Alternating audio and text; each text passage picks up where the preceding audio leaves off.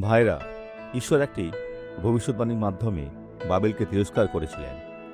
জিরমীয় 51 অধ্যায় 14 পদ। বাহিনীগণের সদাপ্রভু আপন নামে এই শপথ করিয়াছে, সত্যি আমি তোমাকে পঙ্গবর্বৎ জনগণে পরিপূর্ণ করিয়াছি।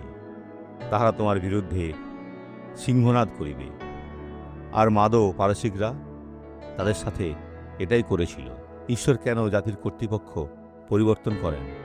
আর একবার এই কর্তৃপক্ষগুলো উঠে আসলে তারা তাঁর সাথে কোনো সম্পর্ক রাখতে চায় না এবং তারপর তারা পরিণতির মুখোমুখি হয়। তিনি সবাইকে সুযোগ দেন, কিন্তু তাদের অধিকাংশই তাদের ক্ষমতা এবং জনগণের অপব্যবহার করে। ভাইরা, এটা করবেন না, কারণ এর পরিণতি হবে ভয়াবহ। আমরা এখন প্রার্থনা করি। পিতা, যারা এখনো বুঝতে পারেননি কেন প্রাচুর্য এবং শক্তি তাদের খুঁজে পেয়েছে, তাদের সকলকে সাহায্য করুন। এটা তাদের বেপরোয়া আচরণ করতে বাধ্য করেছে। এ হতভাগা আত্মারা, প্রভু যিশুর নামে তাদের রক্ষা করুন। আমেন।